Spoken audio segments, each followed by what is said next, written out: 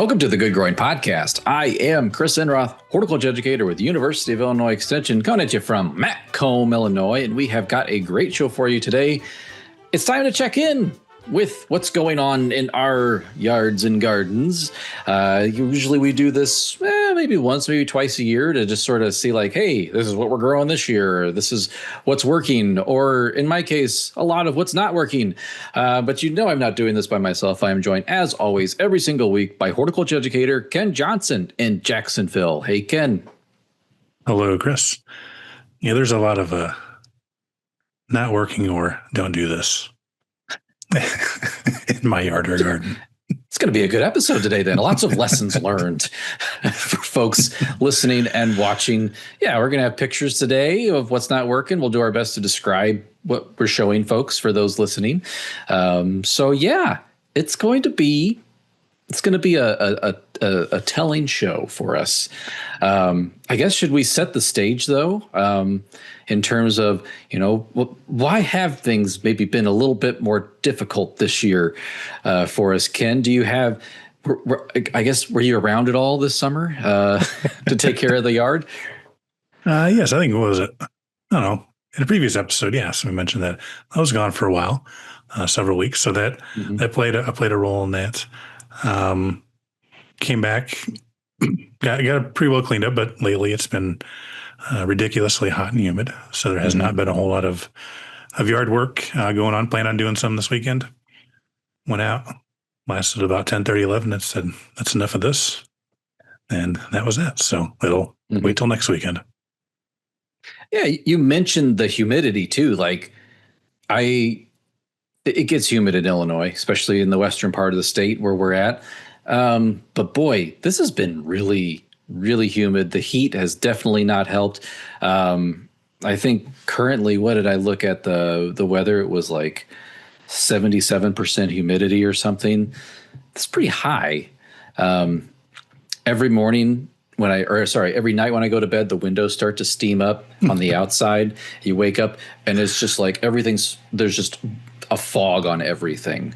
And that is something I think that has affected our garden plants. I've been going through our pest management for the home landscape book and spending a lot more time on the diseases section, saying a lot of those fungicide names lately to folks that are calling in. So yeah, that high humidity has definitely been playing a role in the impact of plant health, along with the heat. And then all the rain that we've had. I mean, we've had tons of rain, at least in Macomb.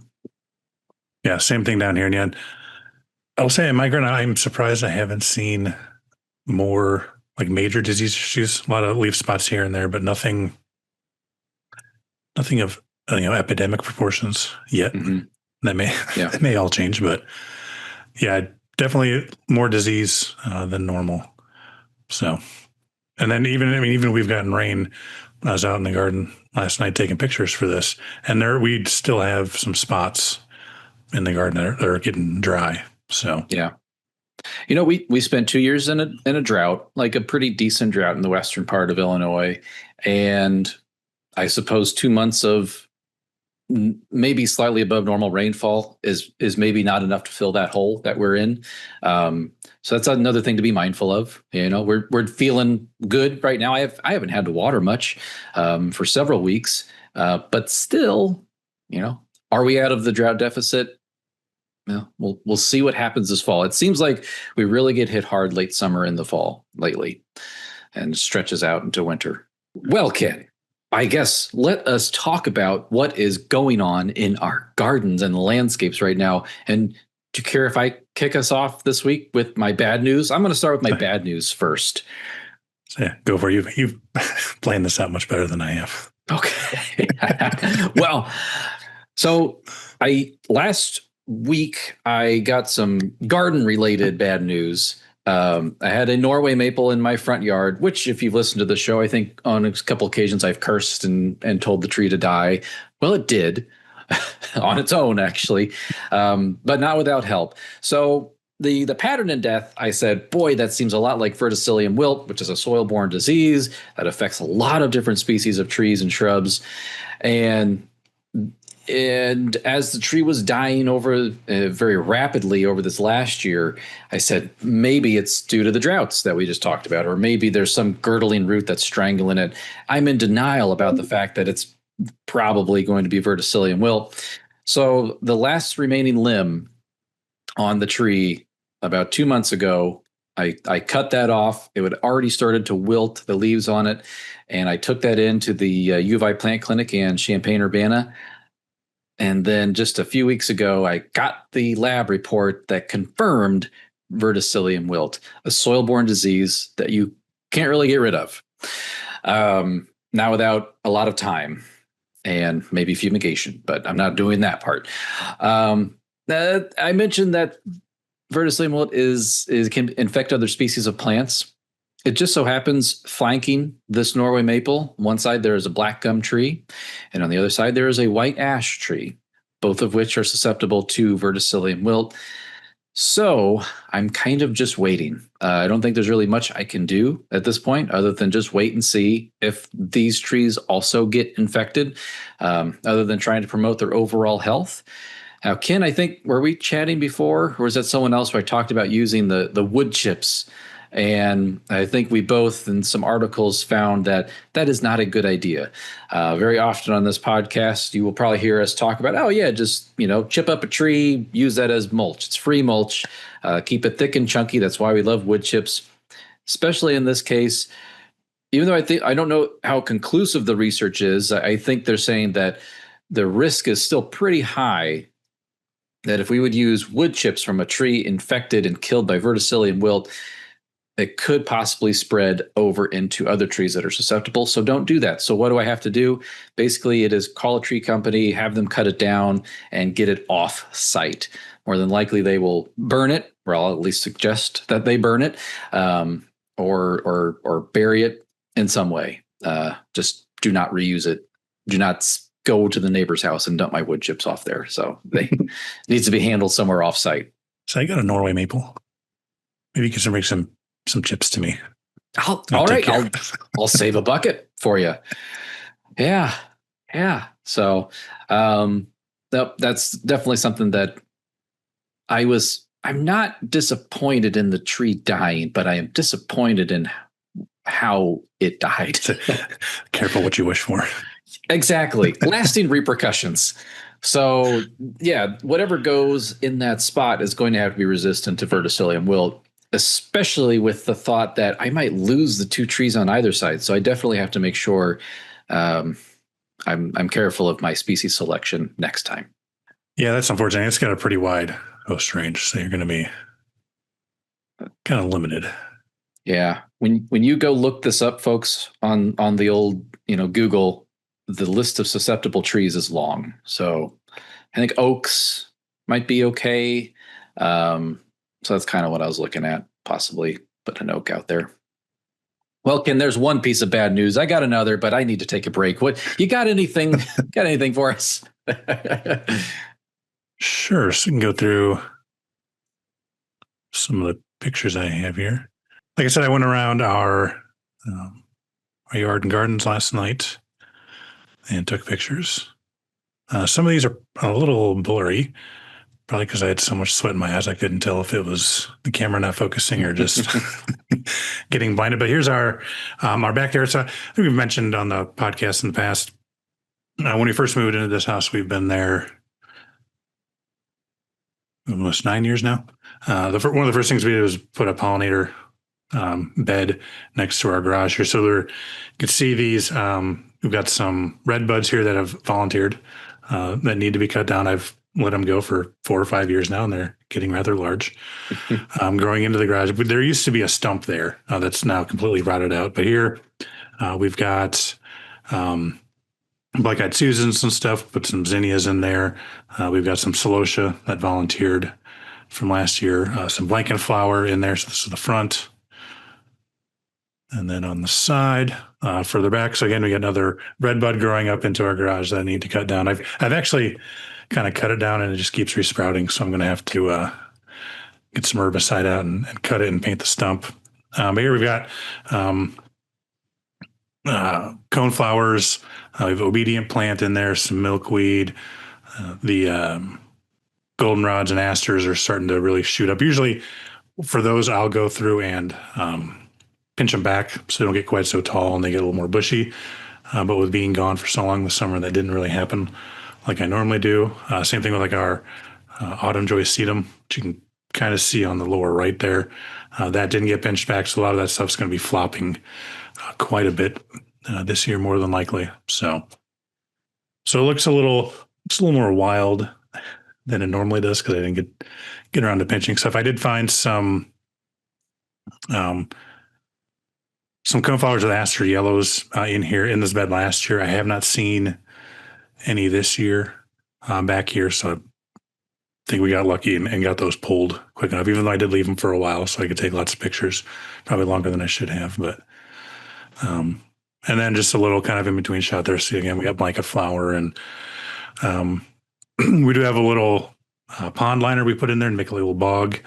I had some pitcher plants and stuff in there, and I put some equisetum scouring rush, horsetail, whatever you want to call it. And it is quickly taking that entire thing over. But it is not spread outside of that yet. So that's just kind of become our little equisetum pot, more or less. And then, depending on how well people can see, we do have some the honeyvine milkweed growing up in there. So I'm debating whether I'm just going to pull it or if I'm going to get some glyphosate or something to kind of paint that on some of the leaves so I don't affect the other plants. But yeah, and kind of the foreground, you can see our grass. We got a lot of bare spots, dead spots. I think some of that's probably some disease we've had in there, and we also cutting the grass piles didn't get raked and is now smothered and killed everything. So we may be doing some seeding this fall. So we'll stop there for now. Well, excellent. I like your sculpture there, Ken. It looks really nice. Oh, the little wind thingy that usually the honey vine grows up and it can't spin anymore. Yep. Yeah. I will say, I think we talked about honeyvine milkweed a few episodes ago, but if you want to pull it, just remember, I've been pulling the same one for 5 years. Yes, that's why I'm leaning towards the painting on some glyphosate, because I don't want it in there, because I did pull some off because it was growing up on those red buds and completely covering it. Not that I want to keep all of those there, but yeah. So sadly, it's very aggressive, and it can really come in and just topple over a lot of plants, and sort of, it's like the kudzu of the north almost. Except it's native. Except it's native. It's supposed to be here. Will still eat your garden. All right. I guess the other little piece of not great news, it's not that bad, because I think a lot of people are dealing with this exact same thing, is I was pulling a bunch of crabgrass out of one of my beds, and I stumbled across a lot of worms, and I said, oh, great, I got some good worm action going on here. And then I looked at them, and they were flipping around like crazy. They were going nuts. And so then I picked one up, and I could see kind of a telltale kind of color, sort of more grayish. Other earthworms or night crawlers, they're more reddish, pinkish colored. These are more grayish in color, definitely a little bit more muscular. Definitely feel that thing moving around in my hand. And then it has this kind of milky white slatellum. It's that reproductive band around the earthworm. And the way to really correctly identify these things is, I think that slatellum occurs on the 13th or 14th segment from the head, one of those two. And it was a jumping worm, not just one, multiple jumping worms. And so I now have the invasive jumping worm in my yard, what does that do? Well, they are aggressive top feeders. They eat organic matter voraciously in the soil, and they stay really on that top layer of your soil. They do die in the winter if it gets cold enough, but their eggs do not. So they will lay eggs and then they will hatch from their eggs next spring, and that cycle continues. I think, where we started seeing this up in the Chicagoland region first, up in Illinois, a lot of people describe what is left of their soil, once jumping worms show up, is kind of like a dried coffee grounds texture. Organic matter does a lot of that glomming together of soil particles. It adheres a lot of your particles together, creates some structure. When that organic matter is gone, you lose some of that soil structure. And so, yeah, fun. And what do you do about jumping worm? Nothing. You can pick them out and throw them on the pavement if you want. That's what I did. I just no, said I threw them out on the driveway, let them bake. But I think there's like a dry mustard solution you can mix up where you pour a gallon of water with so many tablespoons or a cup of like dry mustard powder and on like a square foot, and it will bring the jumping worms up to the surface. You can pick them out then, but that's not really a very good control method. You go through a lot of mustard. Yeah, that's more for monitoring for them. And we actually had somebody bring in some jumping worms several years ago. So they're in Morgan County. I haven't found any in my yard, fortunately. Mm-hmm. But I did take a video of them thrashing around that we could throw in here. Yes. So people can see that. Yep. They're also called snake worm because of that thrashing. They're just, they move and they're more muscular. They're tougher. I'll say the video that I have, they weren't thrashing around as much as as soon as you get the camera out, they stop doing it as much, but you can get an idea of how much they thrash in it. Yeah. Mm-hmm. Yeah. Oh, well, jumping worms. Yes, they're in my yard. I guess I'll do one more non-native thing that I have growing in my yard, and this is I pulled up a bunch. This is common Lespedeza, so not the Sericea Lespedeza, but common Lespedeza, which the scientific name for this, so we don't confuse it with something else, is, let's see, because there's a synonym here.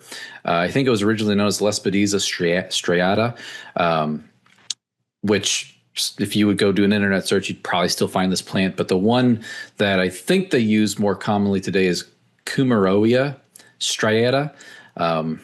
So again, the common Lespedeza, it really just started growing as one patch in my lawn this year and has really kind of blown up. It's considered an annual that can outcompete your turf grass because it just becomes a very vigorous plant, almost becomes like a woody creeping ground cover by the end of the summer. And it will just kind of outcompete your lawn, especially for that late summer, early fall time frame, when a lot of our cool season lawns are already pretty stressed out from the heat and if drought. If we went through a dry period of weather, which we have the last 2 years, that's probably what allowed this thing to get a good foothold in my lawn and a few other people's lawns. So what do you do about it? Since it is an annual, technically, you could do some type of pre-emergent in the springtime because it's such an aggressive grower. If you catch it early, you could pull it. But that's about it. I already mow high, which you should do. Mow as often as you can, which I do. You could core aerate to relieve some compaction for cool season lawns. That's in the spring or fall.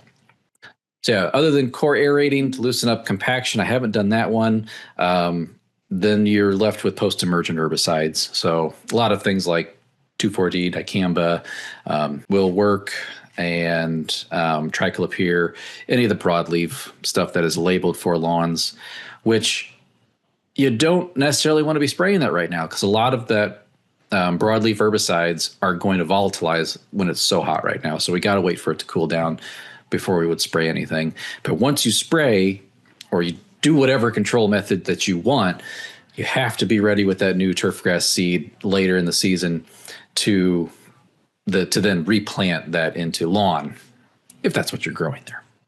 So, yeah, common Lespedeza. I'll check and see if I have that. We got all kinds of stuff growing in my grass that's not grass. Between that and the nimblewheel, I don't have much lawn left in certain parts of the yard. Yes. Creeping Charlie, strawberries. Yeah. Wild strawberry.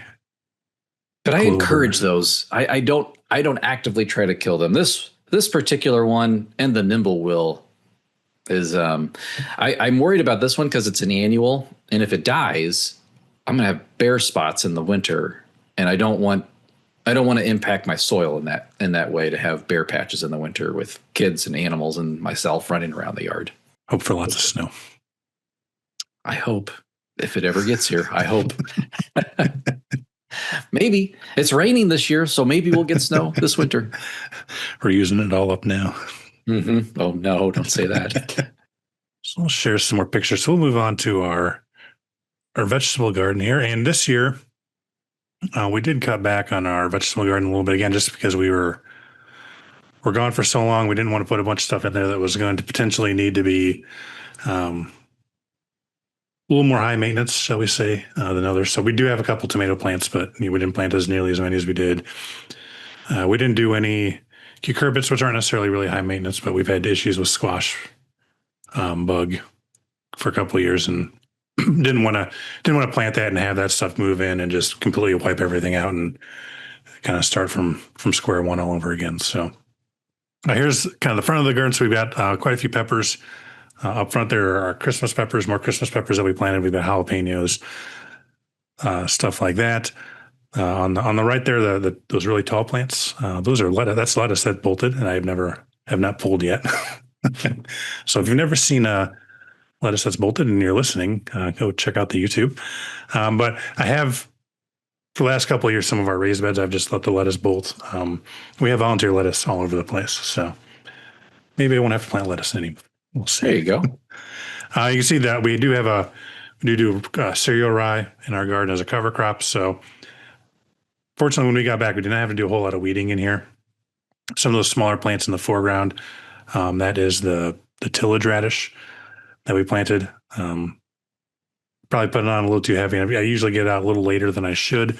So those seeds will kind of carry over into the spring, and I just let them go. Probably not the best thing to do if I want to grow broccoli and stuff, because all of the cabbage whites and things like that, cabbage loopers will get onto that. So I'm just kind of setting up a smorgasbord for all of those in my garden year round. Here's our carrots. I thought they looked much better when we got back. I'm not sure what's going on in the middle there. You can see a lot of browning out there. I have not pulled any out to see what's going on, but other than that, they're kind of declining last week or two. I don't know if that's temperature related or what's going on there, but I will have to pull some of those and see what they look like. Here we got some beans in here. So these, for this year, we did not grow green beans. These are all dry beans, shelling beans, whatever you want to call them. My wife and I, we had a little bit of a miscommunication. I thought she bought bush beans. She did not. So I did not. I did not. We have two rows here. So the one row by the fence is going fine. I can crawl up that. The other row does not have a fence on it. We do have a post there we had tomatoes on last year, but they're kind of all over the place right now. But we do have some beans on there. So again, we'll let those dry down and harvest those this fall. Now our corn, we do have two different types of corn. Popcorn, which is on left, so the smaller plants and more of an ornamental type on the right. The popcorn we planted probably 3 weeks before the ornamental, just so we wouldn't get cross-pollination. The spring, it did not germinate until about the week I planted the ornamental corn, which then germinated rather quickly. So they're kind of, you can see the popcorn, it's, silking and tasseling right now, and the ornamental is sending out its tassels. So I'm hoping that all gets pollinated and we don't get too much cross-pollination and don't mess up our popcorn here, but we'll see. We do have a nice healthy patch of purslane. Normally I would pull that, but I left it because this is our vegetable garden and it's edible. So maybe some night we'll have a purslane salad or something like that, but we'll see. That is one around our yard. We've had a lot more of this year than we have in the past, it seems like, for whatever reason. So there's some of the beans in there. Can happy. Some more peppers. Here, I think these are the jalapenos. And you can see the one in the front is not looking too happy. I think it's a little dry in that part of the garden. So we did water that. Tomato in the background there did not get staked. I think that is one we planted. That's not a volunteer, but it's crawling all over the ground. So that's probably going to lead to a lot of diseased fruit, more than likely. But we'll see. The fruit's just starting to come on. And it's been so hot, it's not going to color up. Really, once we get up into the mid 80s, they don't produce that red color. So if it is supposed to cool off, but if it were to stay hot like this, we'd have to start picking those once they get that mature green size and ripening them inside if we want to get that nice color on them.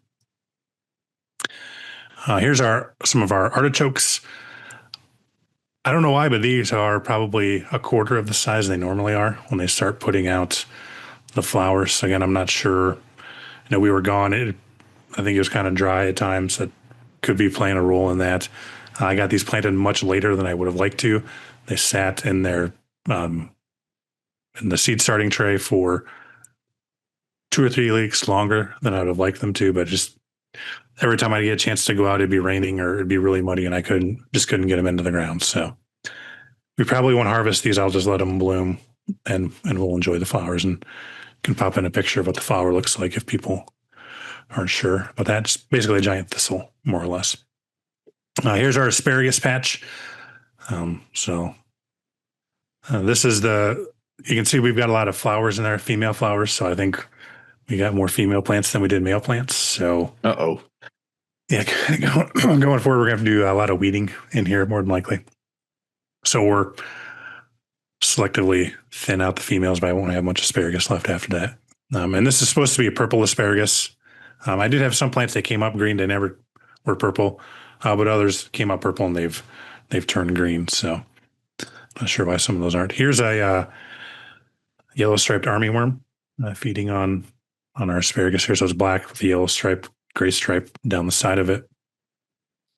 And you can see kind of the flowers are a little blurry, but these are cardoons, so related to asparagus. For these, you're eating the midrib.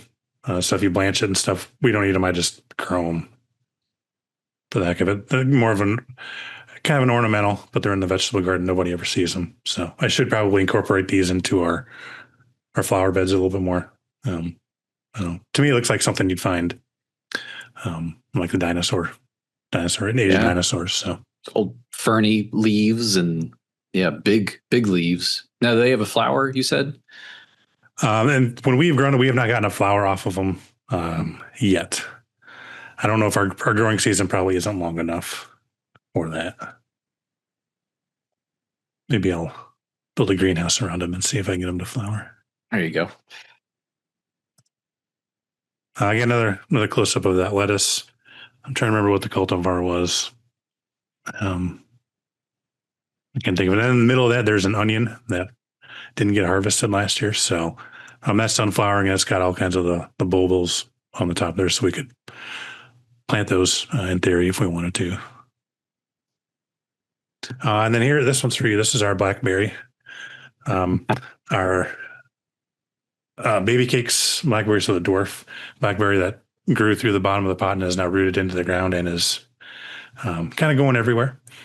We do have you can see some chlorosis in there, so probably need to do some fertilizing in there. But we had probably a couple dozen blackberries on there before we left. And there's a whole lot coming in that I'm sure the birds enjoyed. And we're still picking some here and there on there. So looks good. Yeah, that's baby cake. Do those blackberries taste good? Yeah, tastes like blackberries. They're pretty good size. They're size of my thumb or bigger. A lot of them, okay. So they're pretty big. Mm. If we can beat the birds to them, every once in a while get out there. There'll be a couple that have been pecked at, but just kind of eat around it. Well, a few more things for me to share. That something that I found. I'm not doing this in my yard or my garden, but I helped someone identify a melon or a cucumber melon in their garden. So they said, I got a bunch of seeds. I don't know what I planted. And they brought me one. So I have not tried cucumber melon yet. So they said, hey, I've got tons of these. I'm going to bring you one. So I have cucumber melon right here. I'm going to try it. But while I take a slice right here, cucumber melon is not a cucumber. It's actually a melon. Now these are all cucurbitates, but they are melons. They're just unripe melons. So we could let this ripen and it would develop more sugars and have more of a melony flavor or texture, but they're not bred for that. So they're not as they don't taste as good as like a melon, like a honeydew or anything like that. So these have been bred to be tasty as immature fruit. And it smells like a cucumber. The fruit itself, to describe those who are listening, it is kind of cucumber shaped. You would harvest these long ones when they get about 1.5 to 2 inches in diameter. And they have like these ridges that run the length of the fruit itself. And so I'm going to try one. So I know that there are some people that have an allergy to melons. I have a friend who does. So this is not something you would eat because remember, it is actually a melon, not a cucumber. It smells just like a cucumber. It tastes just like a cucumber. That is very good. It doesn't have any of the bitterness that some of that cucurbitacin, that kind of bitter cucumbery tech flavor. That is very good. Is Armenian cucumber? Is that another name for it? So that's what, Yep. Okay, I think that's how I've usually seen it referred to. But Armenian cucumber. I think there's another one's called snake melon or snake cucumber. That is excellent. You can make some really good sandwiches out of these. Very good. But not a cucumber. Tastes just like one. But it's a melon. That's pretty cool. Ken, I wish you were here. Grow along next year. That's very good. The skin is very tender too. So yeah, you don't need to peel it or anything. Excellent. Well, one other thing that you don't want to find in your yard are ticks. And I routinely am pulling ticks off of myself throughout the year. And so we're trying one more strategy in our yard. And that is to use tick tubes. Now, these particular tubes, what it is, it's kind of a passive control where we have these tubes. And now this is a tube. It's like the size of like a toilet paper roll or a paper towel roll cut in half. And inside there is cotton that is treated with permethrin that has been stuffed in here. And the concentration is 7.4% permethrin. And the idea with this is that you set these out, and because when it comes to certain diseases, I think Lyme is the one they're mainly thinking about here, it has to go through a series of other mammals that might be carriers of that particular pathogen of Lyme disease, like mice.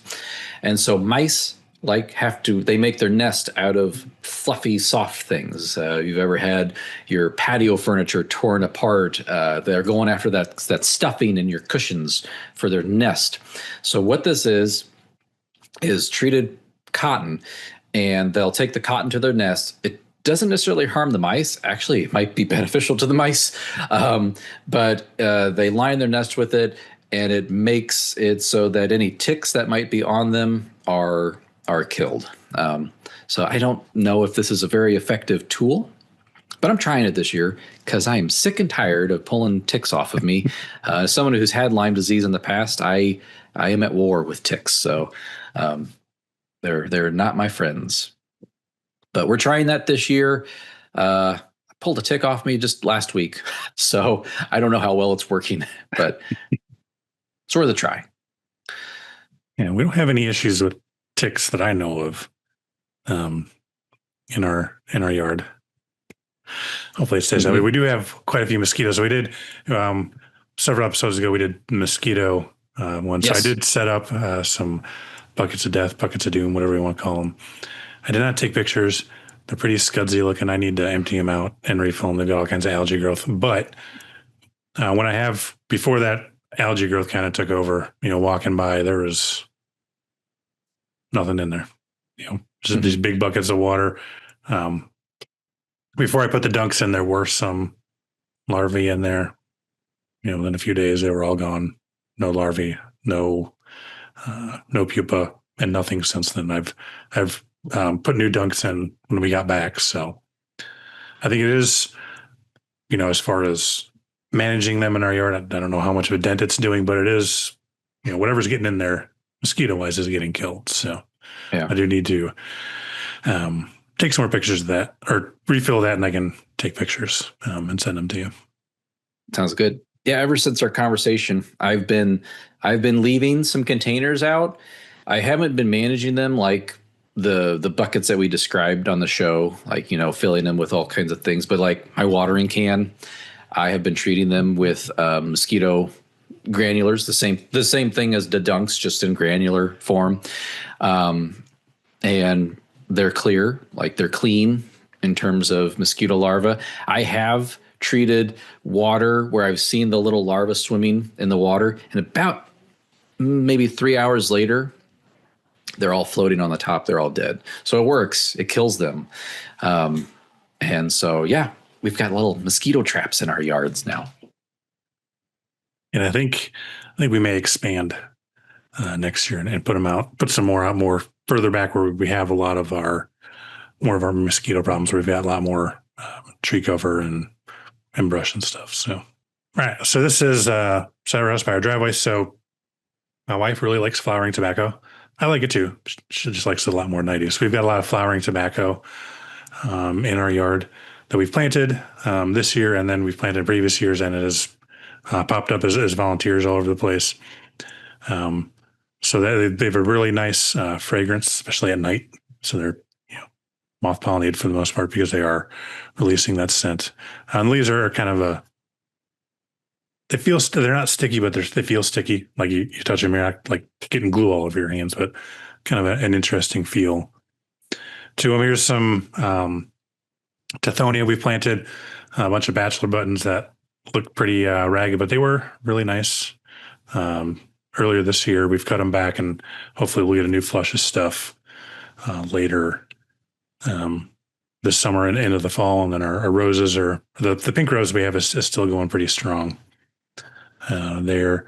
And then here is our hydrangeas we've got. So they're starting to open up. These I got to cut back every year. I think when we got them, they're supposed to get, said 4 to 5 feet tall. They get 7, 8 feet tall. So every spring I'm out hacking them back to try to keep them in that 4 to 5 foot tall range, because it's right in front of a window and stuff like that. But very big, very showy flowers, and we've got a decent amount of insects on those when they really start opening up. Well, Ken, since you talked hydrangeas, let me show I got some hydrangeas to show here as well. The hydrangeas I want to share, I think I know almost all of them. I know this one is Little Quickfire. It is a dwarf version of Quickfire hydrangea. It's a panicle hydrangea that has been in the ground for 2 years now. It really likes the spot. And true to what Ken says, it's growing taller than what it said it would. But I really like this one. It is going to turn a different color. So it starts off as white, and then it will transition to a pinkish red throughout the late summer into the fall, which I have a picture of in just 1 second. But I think this next one is this mystery hydrangea right here. I thought I knew what it was.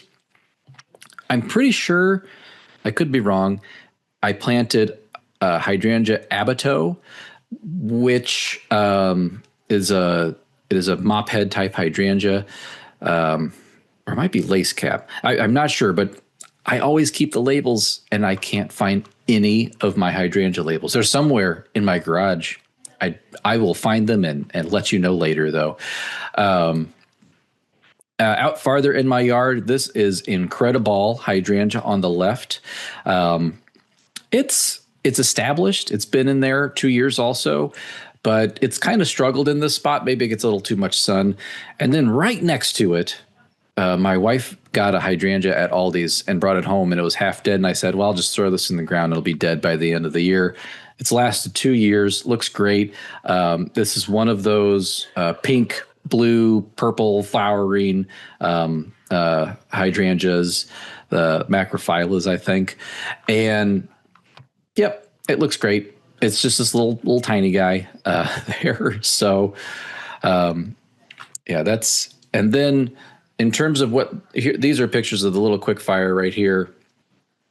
This is what that pinkish red color that it's going to transition to as the season progresses. So just, multiple weeks worth of interest there. And you can see sort of those larger, showier flowers. Those are the sterile flowers. As you go look more to the inside, those are the fertile flowers. And when we look at like pollinator attractiveness, that's what they're going to go for, those smaller flowers beneath those taller ones right there. Ken, I think we need to do a hydrangea show sometime where we get someone on here who really knows what they're like talking about, because I think we can only scratch the surface when it comes to hydrangeas today. Yeah, I think it's on the list of things to do. It is. It so is. If anybody knows of anybody we could talk to. I always need that expert. Oh, goodness. Well, and the other thing, while I'm here, and I have my pictures here showing folks, I wanted to do an update how the ginger's growing. So we're doing a couple different types of ginger. What I'm going to show folks right now is our AgriStart ginger. So this is ginger grown from tissue culture. So very sterile conditions in a lab, really helps to reduce disease spread. One flat of ginger here was put in the full sun, and one was put in the mostly shade. And I will cycle through. Here's a different angle. There's the blue flat and the black flat. And the blue flat is the one that was in full sun. And these plants, you can see they're a little shorter, which is normal. You're in full sun. You don't have to grow as tall. But they're also not as healthy looking. The ones on the left in this black flat, they are taller. They're deeper green, which is hard to tell from the image right here. But if we look over top, again, the blue flat, full sun, you can see some discoloration of the leaves. You can see just a more sparseness in terms of that density of that foliage. If we look at the flat on the left, which is grown in the mostly shade, much happier ginger. And so I think transitioning from shade to sun, maybe as the season progresses, might be the trick. But that's something that we're finding out here. These are some of our pots I have in my backyard also. These are just randomized of different things that are growing in them. You can see some empty pots where they just didn't grow, didn't take. Everything was planted with a live plant. Some of them have died. Just a different angle right here. Again, some empty pots, some healthy pots, but this is all full sun where these are growing. So I think a little bit more sun stress from these plants. All right, and I can share a picture of the ginger we've got going. So this is the ginger we have out at our Lukeman garden site. So you can see there's a lot of dead grass in here. So we had a bit of an issue, small issue, maybe a little bit bigger than small, with crabgrass that grew up and was basically swallowing the plants. So did a lot of work hand weeding in between the plants, the master gardener, some other staff, myself. And then we went in and sprayed the rest of that stuff. So we do now have a very nice mulch, but I would not recommend getting your mulch this way to cover your bare areas. But it looks, honestly, it looks a lot better than I thought it would, given how hot and humid it's been. We do have the shade cloth. I think there was a 30% shade cloth on there, so we're getting some shade, but still, just with how hot it's getting, I did not expect it to look as good as it does. It doesn't look great, but I expected it to look much worse. I did the AgriStart stuff, so tissue culture is on the left there. That's the smaller stuff, and some of those are struggling quite a bit. I think some of the bigger ones, I think there is a hole in our drip irrigation, so they're probably getting a little more water than some of the others. But the ginger on the right there, those two rows, those are our started from the rhizomes. So they're much bigger, a little bit happier looking too. Yeah, they look good. I think they look good. Your rhizome ginger looks good. The AgriStarts, that's one of those where we think like, all right, you get them year one, you grow them up a little bit, And then the next year, year two, you plant them and hopefully they look like the ginger on the right. That's the goal or the plan. We'll see what you pull out of the ground. Yeah. So there'll be lots of digging and stuff here and coming in a few months. I think we mentioned on the show that we're working on converting our entire front yard into pollinator, say prairie, because we've got a lot of non-native stuff in there planting. So again, we started with our hill strip, the boulevard, whatever you want to call it, the area in between the sidewalk and the street. We've planted that in pollinator plants and native grasses and stuff. That's been that for 4 or 5 years now. We're kind of slowly transitioning the rest of the front yard.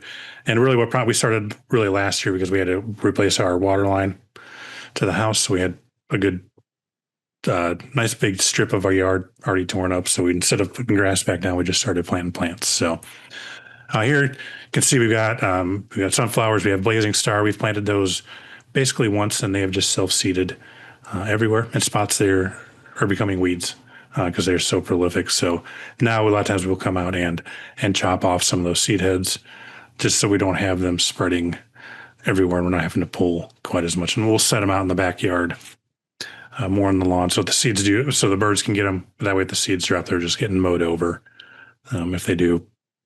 We do have some hardy hibiscus there in the foreground. Again, I took this in the evening, so those flowers, like other hibiscus, they last for a day and they start closing up. But it's kind of mind-boggling how many flowers. I mean, they're big flowers. Some of them bigger than the palm of my hand. How many flowers they're putting out, and they only last a day. You'd think you'd want to make them last a little bit longer, but I'm not a hibiscus. A little further back, so I'm going to got some rattlesnake master in the front again. We've started with a couple plants and it is self-seeded throughout the yard, but you can see both sides of the sidewalk there. Again, there's a little more of the hell strips. We've got again rattlesnake master, some blazing star, some what grass is that? Is that little blue stem? I think in the foreground, the lighter colored one. I think so. Yeah. We've also got prairie drop seed. I'm trying to think of the other one. A third one in there too. There's a celosia, again, volunteer, but kind of a cool orange and pink there, kind of split in half. Again, some more the flowering tobacco, some Joe Pye weed. That's looking pretty happy and healthy. And the plan is we've got some grass plants that we're going to kill off the grass and then start putting in some native grasses. We just want to get the forbs, the flowers, a chance to get established before we start putting some of the grasses in. So again, a little further back here, we've got more, some more woody type stuff and bigger plants, gray-headed coneflower, some more tithonia back there. There's a lilac or two back there that you can't really see anymore. Some of these other plants have kind of swallowed them up, but a little closer again. Usually we go through on the asters and stuff, which is in the middle there. We'd pinch those back so they're not quite as weedy looking, but I'll have to try that again for next year. Some more I'll catch volume. I really like this one. Yeah.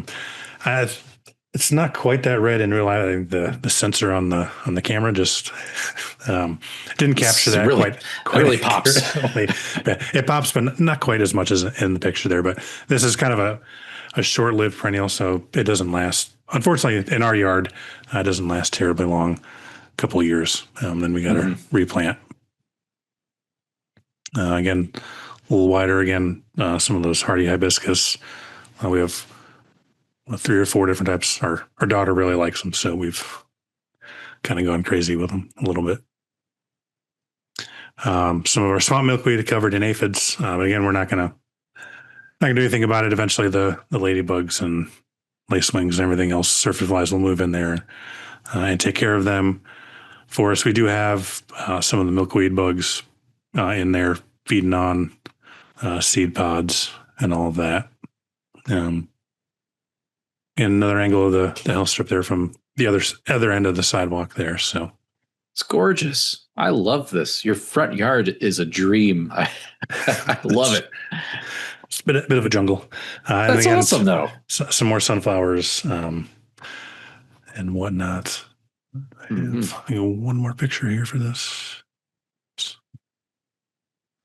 There you go. So usually we have more sunflowers. The rabbits. So a lot of these sunflowers are actually growing our volunteers from last year. We did plant some in the fall last year, and those are what are growing. The stuff we planted in the spring just kept getting mowed down by rabbits. I think we planted 3 or 4 times, and not a single one of those. They'd come up, we'd come back out a day or two later, and there'd be nothing left. So I don't know if it's the sunflowers that we do have. They just came up. They got big enough that the rabbits didn't bother them. So I think the plan is I think we're going to do a bigger planting this fall than we normally do, in hopes that we can beat the rabbits. And we've really switched over to more of the branching sunflowers. I really like the giant ones. They have the flower heads that are a foot wide and stuff, but you only get one flower, and then the plants get pretty ugly when they're done. At least with the branching, you've got kind of a continuous floral display there on them. Well, Ken, I will come over and hang out in your front yard any day of the week. You're welcome anytime. Yeah, you've got the you got kill your lawn vibes going on there. Try to practice what I preach. There you go. I love it. I love it. Oh my goodness. Well, we should probably wrap it up because we have we could go on and on. I got so many things I could share, but I think we're at our limit, aren't we? Yeah, probably getting there. People are going to stop listening. Definitely. Yeah. If you've made it past 30 minutes, you're still in it. I bet you are. Well, that was a lot of great information and a peek behind the scenes of what's happening in our yards, what we're dealing with, how we tackle some of those challenges and turn our yards into a beautiful oasis, as Ken has showed us today. Well, the Good Growing Podcast is a production of University of Illinois Extension, edited this week by me, Chris Enroth. Hey, Ken, thank you for going out, snapping some pictures, and sharing with me and everyone else what's happening in the yard, the garden, and the landscape. Thanks, Ken. Yes, thank you, and I'll have the cold beverage ready for you whenever you stop by. I will bring the cucumber melons. All right. Let's do it. And let's do this again next week. Oh, we shall do this again next week. We're going to be talking with Sarah Vogel all about tree identification. It's a magical power to identify a tree. And it's a lot of fun. It's a good party trick. So we will cover that next week. Listeners, thank you for doing what you do best, and that is listening. Or if you're watching us on YouTube, watching. And as always, keep on growing.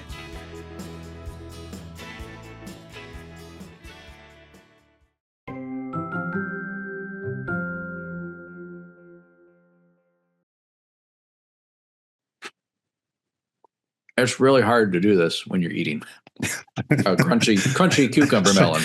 Should have waited. Mm-hmm. They are delicious, though.